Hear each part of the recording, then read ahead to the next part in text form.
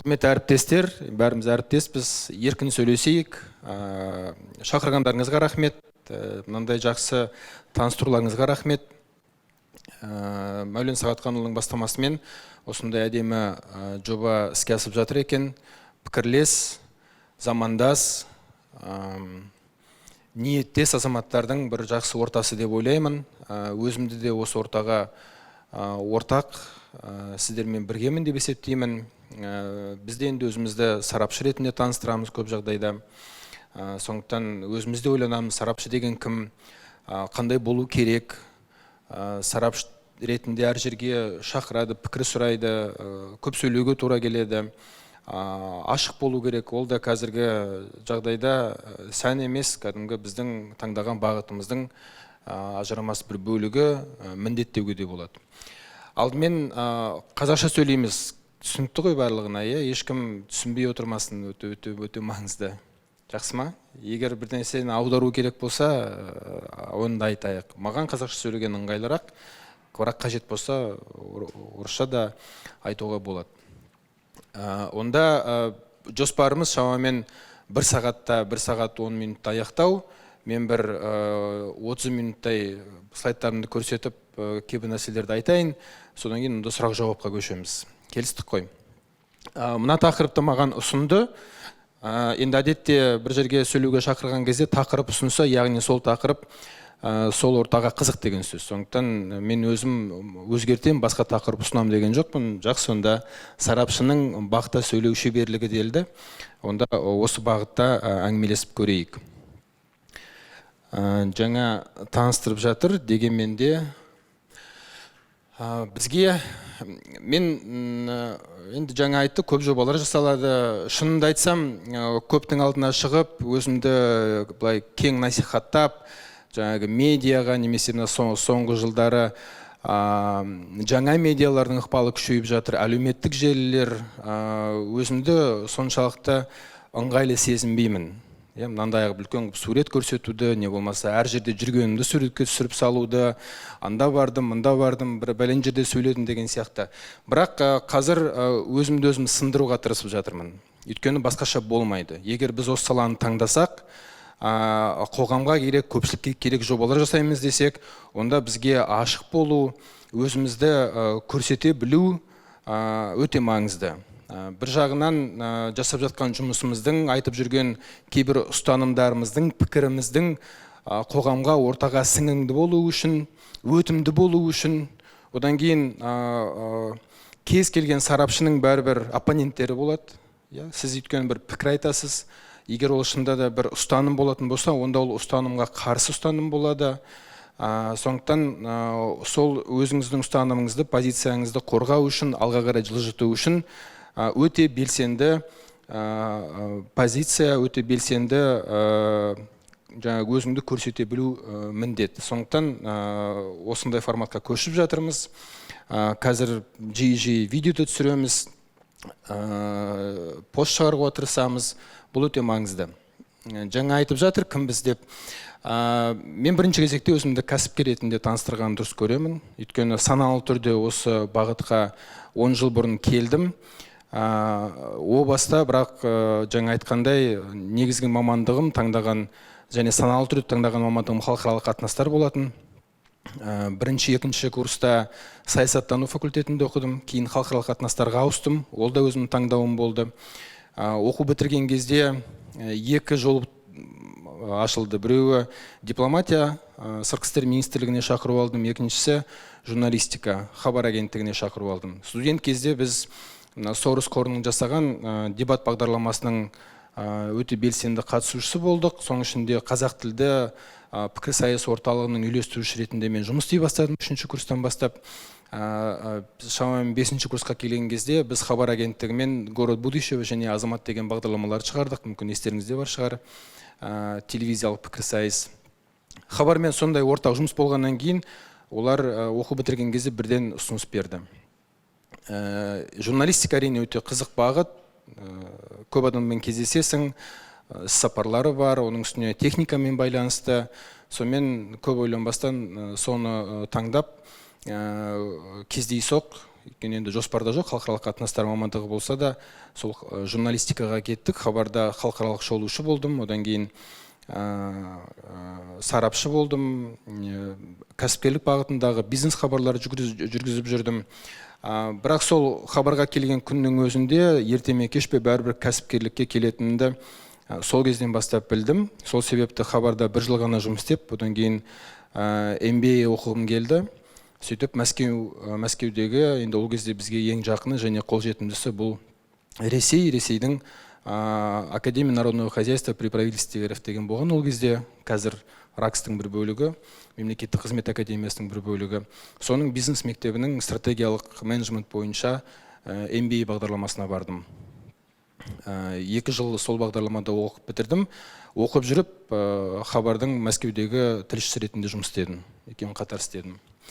MBA-ді бітірген кезде қатты өкіндім, себебі мен Ресейде оқыған бағдарлама толықтай ағылшын тілінен аударылған бағдарлама болды. Бірде-бір Ресейдің, не болмаса біздің аймақтың кейсі болған жоқ. Барлығы американдық кейстер, барлығы американдық және халықаралық бизнестің теориясы. Сол себепті бір жағынан енді өте пайдалы болды, екінші жағынан бірден Америкаға бару керек екендігін түсіндім. Содан жоспарға қойдым, міндетті түрде Америкаға бару керек екендігін. Содан кейін Мәскеуде жүріп, дипломымды алып, қайтар кезде Мәскеудегі елші, ол кезде Көшербаев Қырымбекұлы, мамандығың халықаралық қатынастар екен, Мәскеуді білесің, осы жерде жұмыс істедің, енді онда елшілікке келсең қайтады деді. Осылайша қайтадан дипломатияға қайтып келдім. Сөйтіп бірден елшілікке жұмысқа келдім. Баспасөз хатшысы және мәдениеттік және гуманитарлық қарым-қатынасқа жауапты бөлімнің жетекшісі болдым. Біздің диаспораның мәселелері, студенттердің жағдайы, мәдени қарым-қатынас, білім беру, осы бағыттарды алып жүрдік. Сонда бұл да өте үлкен тәжірибе болды. Кейін ол кісі Маңғыстауға әкім болып келді да, бір жарты жылдан кейін сол жерге облыстық телеарнаға директор болуға шақырды. Сонымен енді мен Алматыда өстім, Мәскеуде жұмыс істедім, бірақ Қазақстан аймақтарын білмеймін. Сол себепті енді аймақта жұмыс істеп көру мүмкіндігі маған қызық болып көрінді. Ақтауға көшіп бардым. Ақтауда облыстық телеканалдың директоры болдым 2 жыл.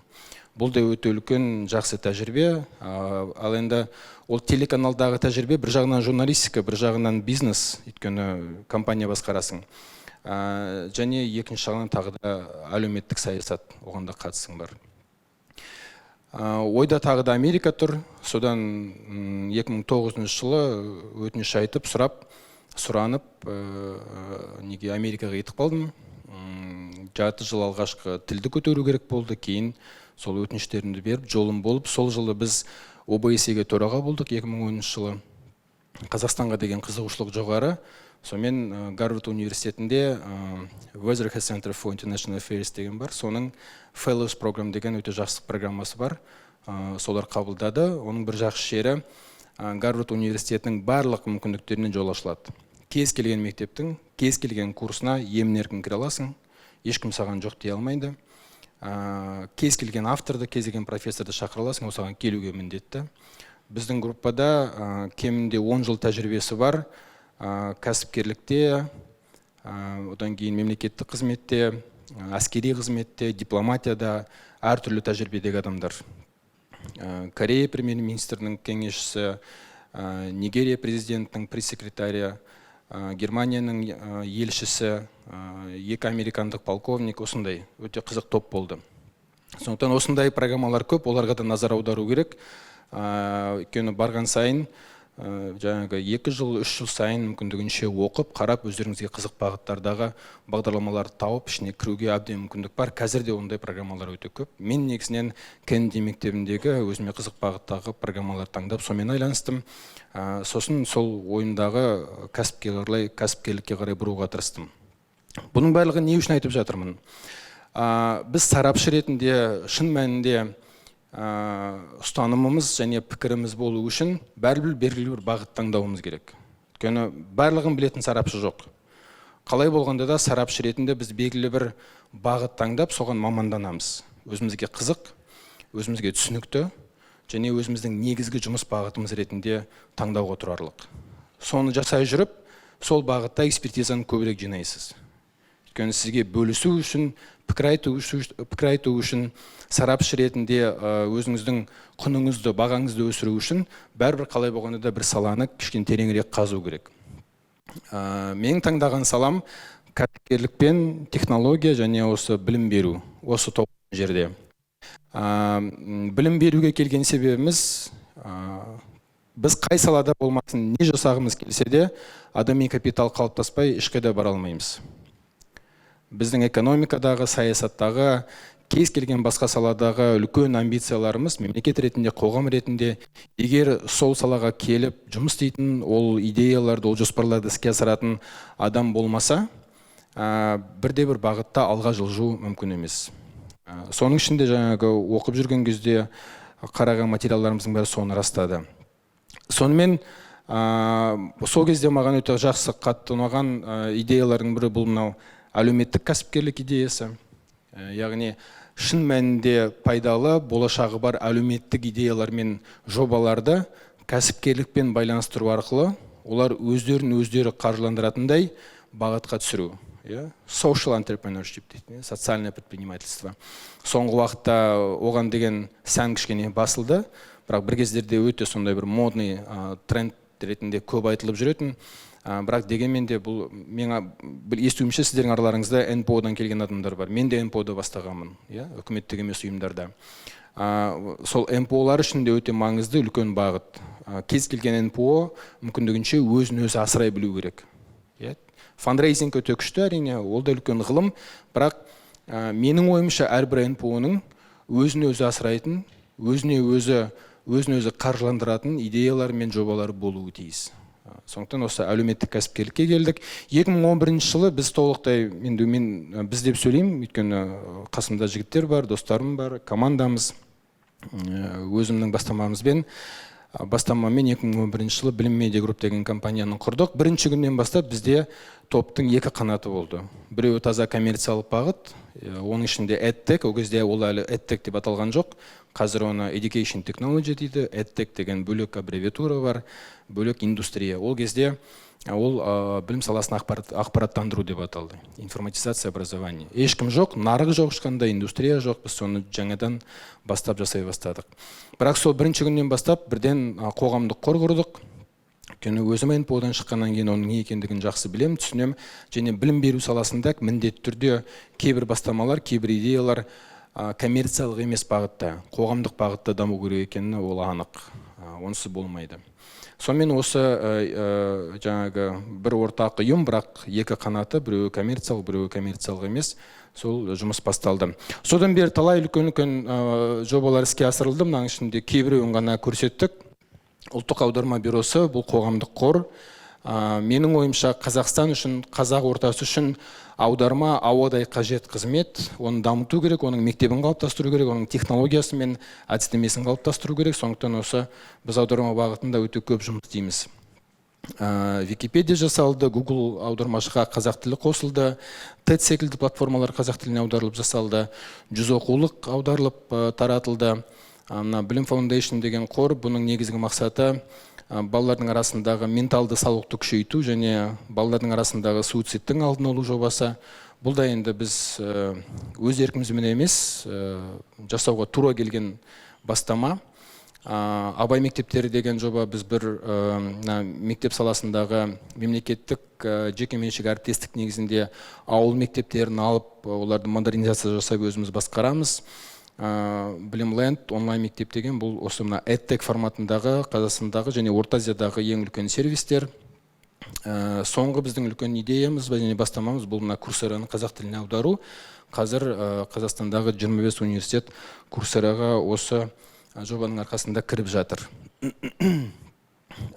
Кәсіпкерлікте жүргенімізбен біз бәрібір қоғаммен көп араласамыз және бізге кейбір өзіміздің ұстанымыз бен идеяларымызды дұрыс жеткізе білуге қажетті платформалар өте керек. Сондықтан бір жағынан енді біз іште оны өзімізше жаңағы GR ретінде көреміз, Government Relationship. Бірақ оның дұрыс форматтарын таңдай білу керек. Және сарапшылардың да ортасында болу өте маңызды. Сондықтан мына біз президент жанындағы ұлттық құрылтайдың мүшесімін. Оның алдында жаңағы НСО деп аталды. Ол да үлкен мүмкіндік және осы бір жағынан қоғамдағы бар дүниелерді естіп біліп отыру үшін, екінші жағынан соған өзімізде үлес қосып, пікір қосып, бір ортада болудың үлкен платформасы. YPO Қазақстан деген, YPO деген бұл үлкен халықаралық ең үлкен бизнес ассоциация. Дүние жүзіндегі 145 елде жұмыс істейді, 30 мыңдай мүшесі бар. Бұлардың барлығы таза кәсіпкерлер. Қазақстанда шамамен бір 40 шақты адам YPO-ға мүше. Сондықтан бізге де кәсіпкер тұрғысынан экспертиза үшін, пікір алмасу үшін кейбір таза бизнеске қатысты мәселелер талқылайтын дұрыс орта болу керек. Сондықтан осы YPO бізге өте қатты көмектеседі. Бұл да қоғамдық ұйым. Бұның негізгі мақсаты адамдар бір-бірімен үйренеді, бір-бірінен оқиды. Тура осы секілді кәсіпкерлер жиналып, өзіне керек эксперттерді шақырып, тура осындай біз өзіміз үшін оқу, үйрену, тренингтерін өте көп ұйымдастырамыз.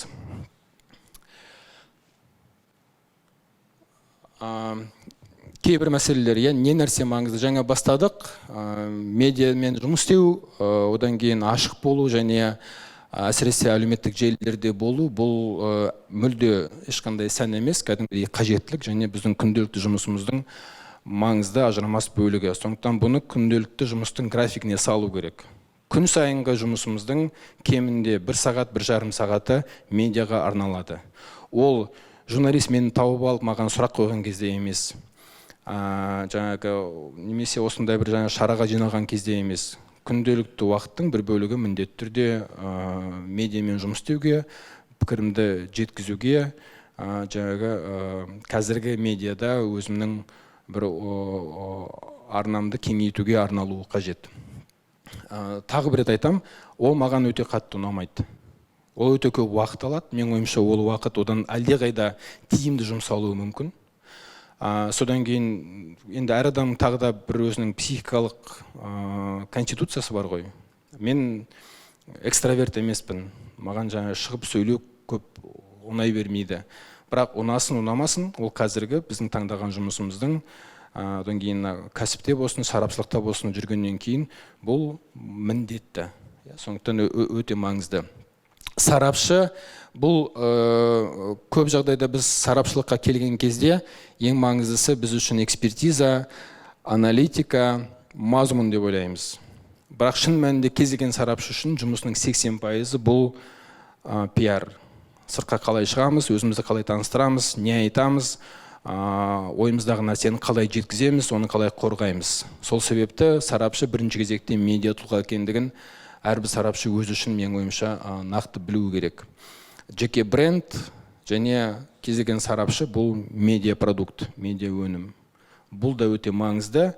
Сондықтан осы салаға, осы бағытқа бет бұрғаннан кейін бұны кәдімгідей өзіміз үшін ұстаным ретінде, өзімізге өзіміз қоятын талап ретінде анықтап алуымыз керек.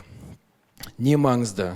Кез келген жасайтын жұмысымыз үшін кез келген интервью, кез келген медиамен қарым-қатынас дайындық талап етеді. Еш жерге, ешқашан дайындықсыз баруға болмайды.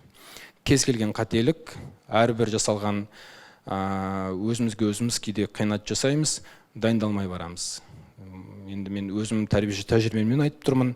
Өйткені біз өте көп жобаларға қатысамыз, өте маңызды жиналыстарға қатысамыз, үлкен-үлкен проектлердің ішінде жүреміз. Содан кейін медиамен қарым-қатынасқа, интервьюге, жазатын бір беретін постқа немесе пікірге екінші, үшінші кезектегі шаруа ретінде қараймыз. Сондықтан оған қажетті уақыт, көңіл, энергия бөлінбей қалады. Оған олай селқос қарағаннан кейін ол сапалы шықпайды. Сапалы шықпағаннан кейін ол міндетті түрде бізге қайтадан кері байланыс береді. Кемшілік ретінде, сын ретінде, жетпей қалған ой ретінде қайтып оралады. Сондықтан дайындық және дайындық. Журналистермен қарым-қатынаста ескеру қажет кейбір ережелер. Енді мен өзім журналист болғаннан кейін, арғы жақта болған адам ретінде кейбір өзім үшін түйген мәселелер бар. Енді көпшіліктің оны білесіздер дегенмен де бір өтіп шығайық. Бұл менің журналист ретінде, одан кейін қазір журналистермен өте көп қарым-қатынасқа түсетін маман және сарапшы ретіндегі бір жинақтаған ойларым. Журналисті сыйлау, құрметтеу өте міндет, өте қажет. Кез келген жағдайда, егер сіз медианың өкілімен кездесетін болсаңыз, сарапшы ретінде, маман ретінде, қайраткер ретінде беделіңіз, салмағыңыз өскен сайын, сізге келетін қарапайым журналистерге де дұрыс қарай білу керек. Өте көп кездестірдім. Үлкен кісілер журналистерді көп жағдайда өте кемсітіп қарайды. Тіпті келген адамның атын да білмейді. Онымен сөйлесуге дайындалмайды. Оны журналистер сезеді. Сондықтан бұны кәдімгі үлкен қағида ретінде қойып үйрену керек. Келген адаммен бірінші кездескеннен бастап дұрыс амандасу, дұрыс сөйлесу, хал жағдайын сұрау, одан кейін бір тең дәрежеде әңгімелесуге дайын болу. Онсыз контакт жоқ, онсыз жұмыс болмайды. Екінші мәселе, сізді шақырған кезде кім кімді пайдаланады деген сұраққа анық жауап болу керек. Бұл жерде енді мынандай, медиаға эфир толтыру керек және өздеріне қажетті форматта адамды сөйлету керек. Олар да экспертті және айтылатын пікірді іздейді. Мысалы, сетка жасалып жатыр, жаңалықтар дайындалады, не болмаса хабар дайындалады. Мына жерге маған мынандай пікір айтатын осындай адам керек дейді. Сондай форматтағы адамды іздейді. Сізді табады, сізден соны күтеді. Бұл жағдайда сізді пайдаланып тұр. Сіз оны нақты білуіңіз керек. Сіз сондай келісімге келдіңіз, сізді пайдаланып, шақырып тұрған жерге баруға келістіңіз. Сондықтан сізге ұнамайтын сұрақ қойылды, не болмаса сізге ұнамайтын жерде түсірілді, немесе ұнамайтын форматта жасалды деп өкпелемейсіз. Ал енді сізді пайдаланып жасалған нәрсеге барғыңыз келмесе, онда бірден айту керек. Мен тек қана өзіме пайдаланды жерге барам. Бұндай да болады. Егер сіз жаңағы өзіңізге керекті хабарды, өзіңізге ұнайтын журналисті, өзіңізге керекті, өзіңізге ұнайтын формат таңдап баратын болсаңыз, онда оларды пайдаланып тұрған сіз. Бұнда бір соншалықты өрескел, қателік, ешқандай жамандық жоқ. Бірақ оны ары жақта түсіну керек. Идеалды жағдай екі жақта ұтады.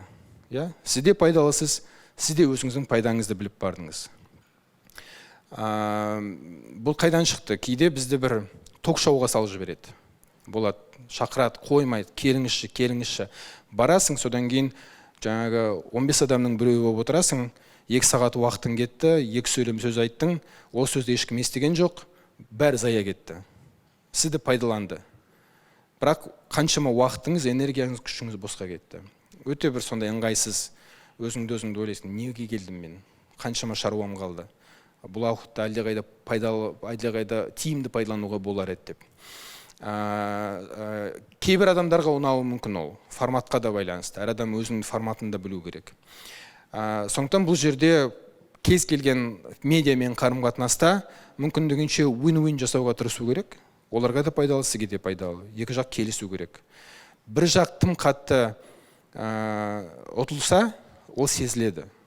Өйткені олар да сізге ренжуі мүмкін, екінші рет шақырмауы мүмкін. Тым қатты өзіңізді жаңағы асыра сілтеп, асыра бағалап қоюға да болмайды. Бірақ сарапшы болғаннан кейін, пікір иесі сіз болғаннан кейін, сізді пайдаланбау керек. Бұл өте маңызды. Біз қазір енді осы жерде өзіміз отырмыз ғой, өзімізге не ыңғайлы соны айтып отырмыз. Келесі өзіңіздің форматыңызды білуіңіз керек. Сіздің форматыңыз не? Текст па? Аудио ма, видео ма, интервьюдің мастерісіз ба, әлде мақаланың шеберісіз ба, мүмкін сіздің форматыңыз жеке фильм шығар, біреу кітап форматы, біреу зерттеудің асы. Бұны білу керек. Әр адам бәрінде шебер болу мүмкін емес. Сондықтан сіз эксперт, сарапшы, маман ретінде өзіңіздің форматыңызды таңдасаңыз, сол форматта сізге жұмыс істеу қауіпсіз. Өзіңіздің сізге жат, сізден алыс форматқа баратын болсаңыз, ол қауіпті. Өйткені ол жерде сіз өзіңізді сенімді ұстай алмайсыз. Кейбір адамдарға текст жақсы. Кейбір адамдардың барлығы еркін сөйлемейді. Біреуде дислексия болады. біреуде тағы басқа проблемалар болуы мүмкін, сөйлеу қиын болуы мүмкін. Егер форматыңыз текст болса, онда текстте қалыңыз. Видеоға барып өзіңіз қинамаңыз, өйткені сарапшы ретінде, маман ретінде беделіңізге нұқсан келеді. Оны қайтадан қалпына келтіру өте күрделі. Әсіресе қазіргі жағдайда бір жазылған видео өшпейді, өмір бақи қалады. Ол сіздің өмір бақи алдыңыздан шығып тұрады. Сондықтан бұны білу өте маңызды. Сөйлеу тілін, орнын, уақытын, ракурсын сіз анықтайсыз. Бұл да өте маңызды. Сізді шақырған екен, онда сіздің шарттарыңызға шақырушы тарап келісу керек. Қай тілде сөйлеу ыңғайлы, сол тілде сөйлеу керек. Бізге орысша керек, сондықтан орысша айтыңыз деп кейде біздің ағаларымыз қинап жатады. Олар орысша сөйлей алмайды, ойын жеткізе алмайды, қате сөйлейді, жақсы көрінбейді. Немесе керісінше. Бізге қазір қазақша керек, қазақша айт дейді, ол қазақша сөйлей алмайды. Содан кейін өзіне өзі жау ретінде жұмыс істейді. Сондықтан бұған келісуге болмайды. Сізге қай тіл ыңғайлы, сол тілде сөйлейсіз. Қай жерде болады, уақыты қандай, біреуге таңертең түске дейін шығып сөйлеген ыңғайлы. Өйткені физиологиясы солай жұмыс істейді. Кешке шаршайды, басқа да жағдайлары бар. Қай жақтан жұмыс істейсіз, ол маңызды. Какая у вас рабочая сторона дейді. Сіз оны білуіңіз керек. Қай жағы ыңғайлы. Маған мысалы мына жағы ыңғайлы. Мына жақта тұрғым келмейді. Ол сіздің маман ретінде, пікір беруші ретіндегі құқығыңыз. Сіз оны анықтауыңыз керек. Қиын сұрақтарға әрқашан дайын болу керек. Кез келген маман, кез келген қызметкер, қайраткер өзіне қойылуы мүмкін қиын сұрақтарды біледі. Олардан қашуға болмайды, оларды маған қоймайды деп ойлауға болмайды, немесе оларды маған қойғызбаңдар деп айтуға болмайды. Осыған қазірден бастап үйрену керек. Бірінші кезекте кез келген интервьюге, кездесуге барған кезде қойылуы ықтимал қиын сұрақтардың жауабын дайындап отыру керек. Өйткені көп жағдайда кейбір өте жақсы мамандар жаңағы дайындықты айттық, дайындалмай барған кезде, ал дайындық деген сөз осы ең қиын, қойылуы мүмкін, ең күрделі мәселелерді бірден өзің үшін анықтап, оларға сұрақтар жауаптарын дайындап бару. Ең маңызды идеяларды анықтап айту керек. Сіз маман ретінде сол салаға, сол тақырыпқа еркін шабатын эксперт ретінде шақырылдыңыз ба, сіз бір идеямен кеп тұрсыз. Негізгі айтайын деген бір ойыңыз бар. Онсыз сіз келмейсіз. Жайдан жай баруға болмайды ғой. Не үшін келдім мен? Сіз бірдеңені айтуға келдіңіз. Сіздің бір ойыңыз бар, мүддеңіз бар. Сол негізгі идеяңызды міндетті түрде анық, айқын айту керек. Қажет болса қайталап айту керек. Бұл өте маңызды. Онсыз сізден интервью алып тұрған журналистің алдында да, сізді тыңдайтын оқырман аудиторияның қабылдауында сіз пікір қалыптаспайды. Қойған белгісіз болып кететін болса, онда жасалған жұмыстың ешқандай пайдалы әсер коэффициенті жоқ. Бұны ескеру керек. Эмоцияға ерік беруге болмайды. Енді түсінесіздер, білесіздер. Әрқашанда шыдам мен бірізділік бәрібір сіздердің ең негізгі күштеріңіз. Біз бәрібір келгеннен кейін белгілі бір ой ережелеріне келістік. Ар жақтағы сіздің визавиіңіз мүмкіндігінше сізді өзіңізге ыңғайлы форматтан шығаруға тырысады. Мықты журналист солай жасайды. Сізге ыңғайсыз сұрақ қояды, сізге ыңғайсыз жерге отырғызады, сізге ыңғайсыз жарық түсіреді. Егер шын мәнінде күшті интервью туралы айтатын болсақ, мықты журналист интервьюге дайындалған кезде шақырған адамды өзіне ыңғайлы форматтан шығаруға тырысады. Өйткені ол бір қалыпты өзіне ыңғайлы нәрсені айтатын болса, онда интервьюде журналист жеңілді. Ал бұл жағдайда сізді құтқаратын, алып шығатын бір ғана жалғыз қағида эмоцияға ерік бермеу. Қандай жағдайда болмасын. Ал сізді эмоцияға шақырады, эмоцияға тартады, провокациялар жасалады. Бұл жанрдың, бұл медиа мен қарым-қатынастың да тағы бір ережесі. Қауіпсіздік реті. Ең қауіпсіз формат бұл текст. Сізге сұрақ берілді, сіз сұраққа өзіңізге ыңғайлы, асықпай, сөздің бәрін екшеп, ойланып, жауап бересіз. Қателесу, енді мүлде өзіңіз саналы түрде қате жібермесеңіз, басқаға қатеге орын өте аз қалады. Сондықтан жаңағы айттық қой, өзіңіздің форматыңызды таңдаңыз деп. Форматтың ішінде тағы да қауіпсіздіктің реті бар. Ең қауіпсіз формат бұл текст, одан кейін барып аудио, содан кейін ең қиыны бұл видео. Видеоға келісу үшін сіз өзіңізге 100% сенімді болуыңыз керек. Эмоцияңызға, сөзіңізге, артық ештеңе айтпайтыныңызға. Видеоны кесу, монтаждау бұл өте күрделі шаруа. Егер әрине сіз өзіңіз тапсырыс беріп, соны түсіріп жатқан жоқ болсаңыз, ал мынандай міне камера жұмыс істеп жатыр, не айттыңыз, бәрі жазылды, қайда бара жатыр, қалай қолданылады, сіз оны білмейсіз. Сондықтан анық осы кезден ескеріп, ереже ретінде білетін нәрсе жаңағы қауіпсіздік ретін ескеру керек. Содан кейін әрине уәде берілді ма, журналистке болсын, медиаға болсын, блогерге болсын, уәде орындалу керек. Бұл да сіздің активіңіз. Енді бұл өте қарапайым нәрселер. Бүгінгі күнде егер сіз медиада жоқ болсаңыз, онда сіз нарықта да жоқсыз. Одан маған ұнамайды, мен оған араласпаймын, мен оған кірмеймін деп қашқақтауға болмайды. Бірақ сонымен бірге өзіңізге ыңғайлы бір нақты және жасалуы қиын емес дүниелерді бірден жасап тастау керек. Енді ең оңайы мысалы Википедиядағы сіз туралы мақала. Ол да бірден жасалмайды, оның да ережелері бар, оның да принциптері бар, бірақ құрастыруға болады. Ең бастысы сіз туралы әр жерде пікірлер болу керек, сілтеме қоятындай.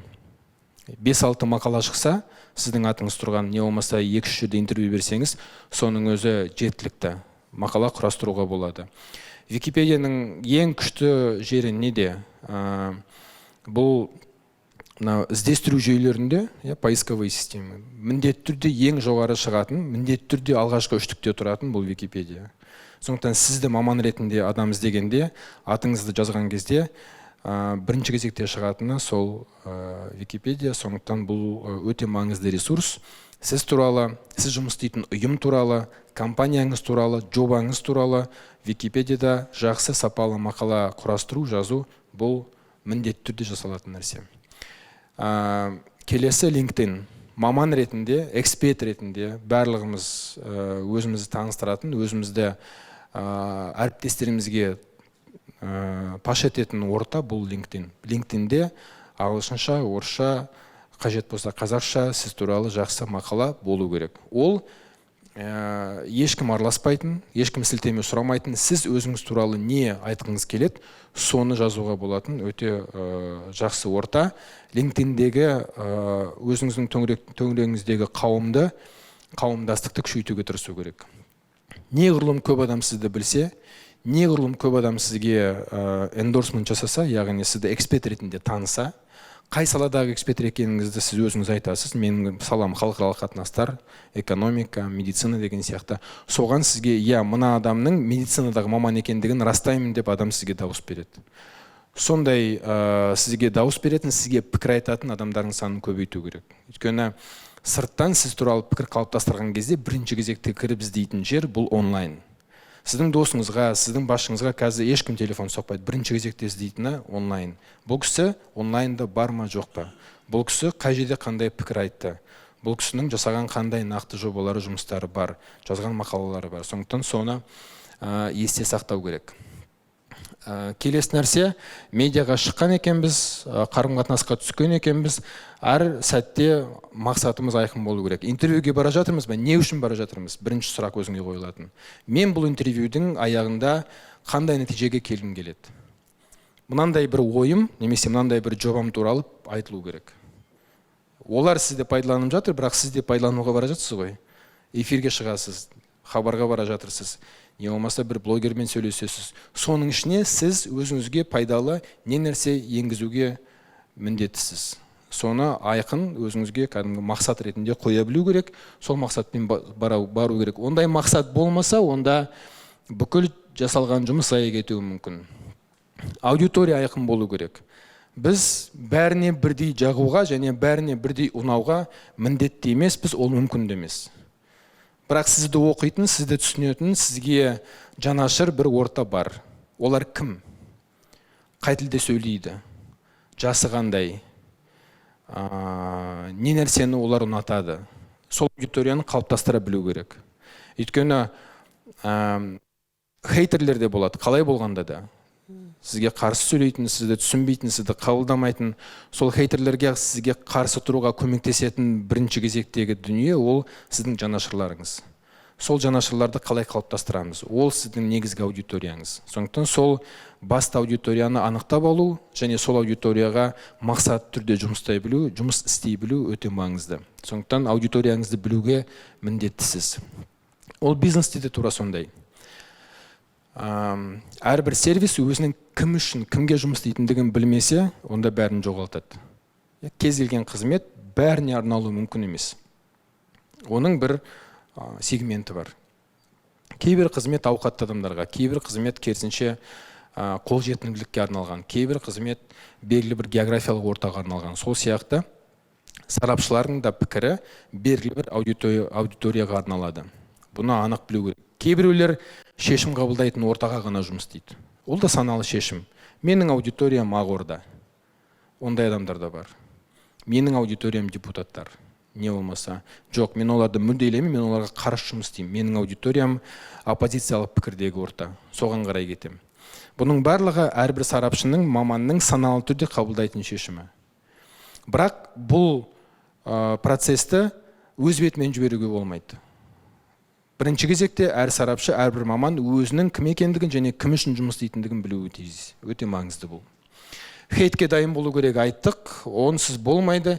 Қазір мен барған сайын көп кездесетін адамдар хейтерлердің пікірі, сөзі мені керісінше жұмыс істеуге итермелейді.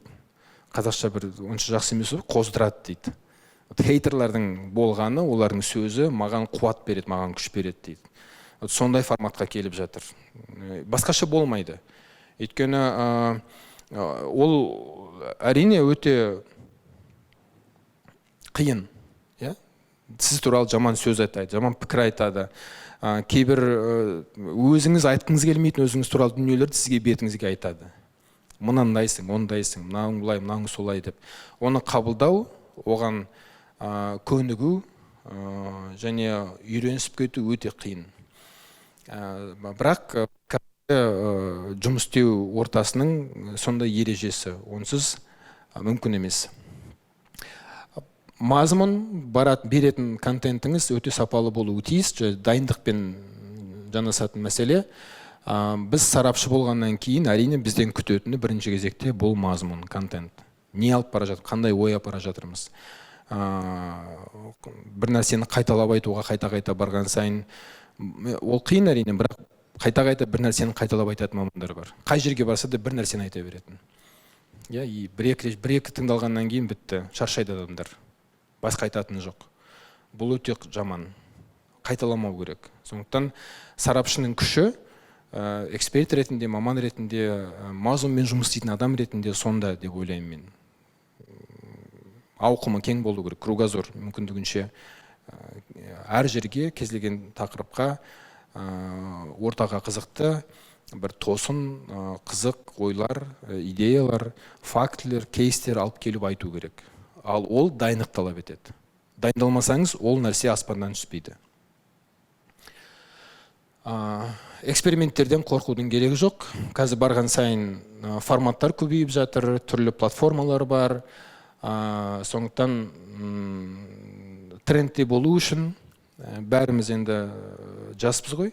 Сондықтан қатып қалмауға бір қасаң форматқа түсіп кетуге болмайды. Әлеуметтік медианы міндетті түрде игеру керек. Ал ол жерде жүріп жатқан процестер өте тез өзгереді. Сондықтан абайлап, өте қатты тәуекелге бармай, бірақ эксперименттерді жасауға болады. Және керек деуге болады. Трендтерді бағу қажет, біліп отыру керек. Не нәрсе қалай жұмыс істеп жатыр, қайда кетіп бара жатыр, ол үшін оқу керек, ол үшін тыңдау керек адамдарды. Медиа тұлғаға инвестиция талап етеді. Біз өзіміздің медиа тұлғамызға қалай болғанда да инвестиция салуымыз керек. Енді яғни ақша салу деген сөз емес, сіздің уақыт салуыңызға, уақыт арнауыңыз. күш жұмсауыңыз, оған саналы түрде, мақсат түрде сонымен айланысуыңыз, соның өзі инвестиция. Бұл өте маңызды. Тұрақтылық болу керек. Жаңағы анда-санда ғана шығып қоям емес, жоспарға салып, үнемі тұрақты түрде шығып отыру керек. Барған сайын визуал, яғни сурет ретінде шығатын дүниелер, олардың салмағы өсіп бара жатыр. Жаңа айттық, қауіптілік тұрғысынан ең қауіпсіз текст. Одан кейін барып, жаңағы аудио, видео дедік. Бірақ сонымен бірге тағы да өтімділіктің реті де бар. Ең өтімсіз нәрсе текст. Оны да білесіздер. Барған сайын адамдар оқымайды. Әсіресе ұзақ тексттер оқылуы қиын. Аудитория оқудан қалып бара жатыр. Сондықтан өтімділік тұрғысынан ең төмені текст, келесі аудио деуге болатын шығар. Одан кейінгісі өтімдісі бұл сурет, ең өтімдісі видео. Қазіргі ретте. Бәрі бірге жүретін болса, онда контент мейлінше қуатты болып шығады. Бұны да ескеру керек.